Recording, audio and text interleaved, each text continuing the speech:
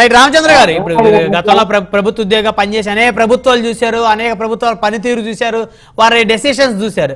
ఈ ప్రభుత్వం ఎన్డీఏ ప్రభుత్వానికి సంబంధించి కొత్తగా ఏర్పడినటువంటి ఈ ప్రభుత్వం 90 రోజుల పరిపాలన మీద మీ అభిప్రాయం ఏంటి? హెడ్డింగే చాలా బాగుంది. పాలనలో పవన్ మార్క్. యాక్చువల్గా నిజంగా ఆయన మార్క్ చూపించారు.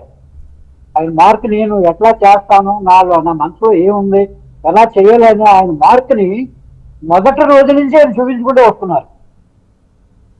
యాక్చువల్గా మన చంద్రబాబు నాయుడు గారు ఆయన మేధావి, పరిపాలనా దక్షుడు, ఎప్పటి నుంచో అనుభవం ఉన్న వ్యక్తి. ఆయనకి ఒక మనసున్న, ఒక మానవత్వం ఉన్న వ్యక్తి ఆయనకి తోడు కావడం ఒక విధంగా మన రాష్ట్రానికి ఒక విధంగా అదృష్టంగానే భావిస్తున్నాను. వాళ్ళిద్దరూ కలిసి ఈ ప్రభుత్వాన్ని ఏర్పాటు చేయడం. ఇంకొకటి ఏంటంటే 100 రోజులు దగ్గర అవుతుంది. జనరల్ గా కొత్త దినోత్సవం అనేది సినిమాలో మనం సరదాగా చేసుకుంటూ ఉంటాం. 100 days ఫంక్షన్ చేసుకుంటారుగా. పాత రోజులు అంటే ఇప్పుడు లేవులండి. ఇప్పుడు ఏ సినిమా 100 days ఆడే పరిస్థితి లేదు. అవునండి, వారంగా ఆడటానికి గొప్పగానే ఉంది. కాకపోతే యాక్చువల్గా ఇప్పుడు ఆ శత దినోత్సవాన్ని వీళ్ళు విజయవంతంగా నిర్వహించిన మనం చేసుకున్న పరిస్థితుల్లో లేను. ఎందుకంటే విజయవాడలో జరిగినటువంటి ఆ వరద ముంపు బాధ్యతలు నేను నిజంగా చెప్పాలంటే ఇద్దరు కాదు, నేను ముగ్గురు గురించి మాట్లాడాలనుకుంటున్నాను అండి వరద బాధితుల గురించి. ముందుగా చంద్రబాబు నాయుడు గారు, ఆయన 73 సంవత్సరాల వయసులో మరలోతు నీళ్ళల్లో దిగిపోయి అక్కడ బాధితుల్ని పరామర్శించి వారి పరిస్థితి ఏంటి, ఆయన పర్సనల్ గా గమనించాలనే ఆయనలో ఉన్నటువంటి తపన నిజంగా నాకు చాలా ఇది అనిపించింది. అదేవిధంగా పవన్ కళ్యాణ్ గారు పాపం ఆయన లోపల రావాలని ఎంత ఉన్నా కానీ మన ప్రభుత్వ అధికారులు సార్ మీరు వస్తే ఇంకో కొత్త ప్రాబ్లం వద్దని ఆయనకి చెప్పడం వల్ల ఆయన మనసుని చంపుకుని వెళ్ళాలనే తపన ఆయనకు ఉంది. పాపం అక్కడ ఉన్న ప్రజలు ఎన్ని కష్టాలు పడుతున్నారో ఏంటో నేను కళ్ళారా చూసి వాళ్ళకి ఏం చేయాలి అనేది ఆయన ఎంతో మగన పడి ఉంటారు నాకు తెలిసి ఆయన మనసులో. బట్ అధికారులు చెప్పింది కూడా ఆయన దాన్ని యాక్సెప్ట్ చేశారు. ఎందుకని యాక్సెప్ట్ చేశారు? ఆయనకు ఉన్నటువంటి క్రేజ్ కి అక్కడ ఆ వరద బాధితులు ఎవరు ఏ పరిస్థితుల్లో ఎట్లా జరుగుతుందో, అక్కడ ఏ విధంగా దొమ్మి లాంటిది జరిగినా లేదా ఒకరిని తోసుకున్నా అది కొత్త సమస్యను సృష్టిస్తుంది. సో నిజంగా చెప్పడం అంటే నా హ్యాట్సప్ అండి పవన్ కళ్యాణ్ గారు. ఎందుకంటే ప్రతిపక్షాల వారు నువ్వు ఎక్కడున్నావు, ఎక్కడ నిద్రపోతున్నావు, ఇలా ఏం అడిగినా ఆయన అక్కడికి వెళితే జరిగేటువంటి ప్రమాదాన్ని గుర్తించి అక్కడికి వెళ్ళలేదు అని అంటే ఆయన ఎంత లోతుగా ఆలోచించారో నాకు అర్థమైంది. అంతకు మించి ఏంటంటే ప్రతి వరద సమయాల్లో కూడా మనకి ఫస్ట్ అరేంజ్ అయ్యేది ఏంటంటే ఆ వాటర్ లో మునిగిపోవడం, సామాన్లు కొట్టుకుపోవడం, ఇవన్నీ మామూలు. ఈ బురద, చెత్త ఇవన్నీ చేరిపోవడం వల్ల మనం ఇవన్నీ తగ్గినా కానీ అంటువ్యాధులు వెంటనే ప్రబలుతాయి.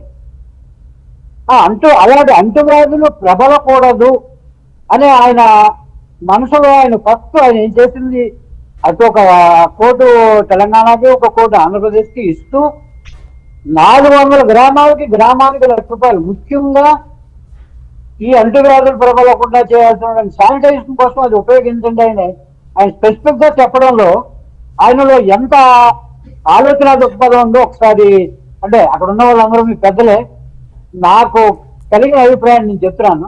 నిజంగా ఆయన ఎంతో చాలా దూరదృష్టితో ఆలోచించి అలా చేశారు. ఇంకొకటి ఏంటంటే యాక్చువల్గా నేను ఉద్యుత్ తుఫాన్లో బాధిస్తున్నాను. ఉద్యుత్ బాధితు తుఫాన్ వచ్చినప్పుడు నేను వైజాగ్లో ఉన్నాను. నేను ఒక బాధితుడిని. యాక్చువల్గా మేము ఆ ఉద్యుత్ అయిపోయిన తర్వాత చంద్రబాబు నాయుడు గారు ఆయన పాలనా దక్షతను చూపించిన విధానం, ఆయన అక్కడే కూర్చుని చేసిన ఇది నేను ప్రాక్టికల్గా చూశాను.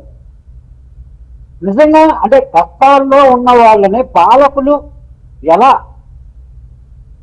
ఆదుకోవాలి అంటే అది యాక్చువల్గా చెప్పాలంటే వాళ్ళకి కష్టమే. ఎందుకంటే నేను ఇప్పుడు చూసారు చెప్పాను కదా, చంద్రబాబు నాయుడు గారు నెలలోకి వెళ్ళిపోయారు. అలానే లైఫ్ జాకెట్ వేసుకుని ఆ పడవల్లో ఎవరెవరు ఎక్కడుంటే వాళ్ళని చూడడానికి వెళ్ళిపోయారు. అంటే ఆయన దృష్టిలో ఎవరు ఎలా ఉన్నారు, వాళ్ళకి మనం ఎలా సహాయం చేయగలం, ఎలా చేయాలి అనే ఆలోచన ఆయనలో ఉంది కాబట్టి ఆయన వెళ్ళగలిగాం.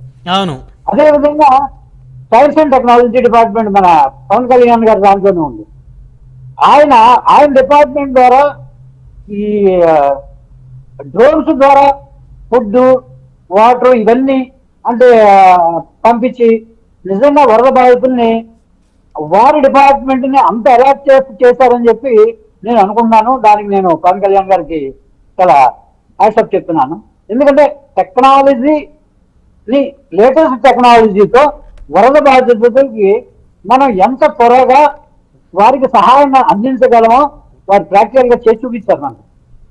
ఇప్పుడు రామచంద్ర గారు, గత ప్రభుత్వ పాలకులు కోట్లాది రూపాయల ఆస్తులు ఉన్నటువంటి వాళ్ళు, ఇప్పుడు విజయవాడ నగరంలో ఎంతోమంది ఉన్నారు. లగడపాటి రాజగోపాల్ గారు వేల కోట్ల వ్యాపార సామ్రాజ్యం. కేశినేని నాని గారు ఎలక్షన్ ముందు వరకు, ఆయన 2 సార్లు ఎంపీ 14-19లో, ఆయన మొన్న ఎలక్షన్ ముందు వరకు కూడా బెజవాడ ప్రజలు నా ఊపిరి అన్నాడు, నా ప్రాణం అన్నాడు.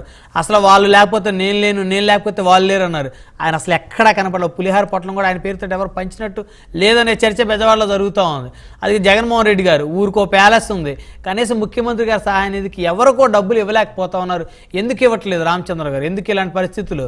కేవలం పవన్ కళ్యాణ్ ఒక్కరే ఎందుకు ఇస్తా ఉన్నారు? డబ్బులు ఎక్కువే ఇస్తా ఉన్నారా ఏంటి? పవన్ కళ్యాణ్ గారి గురించి నన్ను ఒక మాట చెప్పమంటే, ఆయన మలినం లేని మనసుతో ఆలోచించే మహానుభావుడు. ఒక విధంగా చెప్పాలంటే ఆయన దైవాంశ సంభూతుడు. ఆ దైవాంశ సంభూతుల్ని ఈ మన వారాహి అమ్మ బహుశా ఆవిడ రూపంలోనే ఆయన్ని ఇక్కడ మనకి పంపించి ఈ రాష్ట్రాన్ని ఆదుకో, వాళ్ళందరూ కష్ట నష్టాల్లో ఉన్నారని ఆ వారాహి అమ్మ దీవించి ఆయన మనకు పంపించి డిప్యూటీ సీఎం గా మనకి చేశారని చెప్పి నేను ఆ వారాహి మాతకి నమస్కారం చేస్తానండి. ఎందుకంటే పవన్ కళ్యాణ్ గారిని ఎంత పొగిడినా ఇంకా ఏదో మిగిలి ఉంటుంది. అంటే నాకు తెలిసినంత వరకు అది మనం 100 రోజుల లోపలనే చూసాం ఏది పాలనలో. కానీ ఆయన 10 సంవత్సరాలు ఎంత కష్ట నష్టాలకు వచ్చి ఓర్పుగా నేను ప్రజాసేవ చేయాలి, అదే దృక్పథం ఆయన, ప్రజాసేవ చేయాలి. సినిమాలు కొన్ని తగ్గించుకున్నా, ఇంకోటి నా ఇన్కమ్ తగ్గించుకున్నా పర్వాలేదు, నేను ప్రజాసేవలోకి రావాలి అనుకున్న ఆయన పట్టుదల ఉంది చూస్తారా, నిజంగా హ్యాట్స్ చెప్పండి. అలాంటి పట్టుదల ఉన్న వ్యక్తులే ప్రజలకు నిజమైన సేవ చేయగలరు. అదే మీ ఎడ్డింగ్ లో ఉన్నటువంటి పాలన మార్పు, పవన్ గారి పాలన మార్పు అదే. రైట్, మళ్ళీ వస్తాను రామచంద్ర గారు మీ దగ్గరికి. 1 by 1 కంక్లూడ్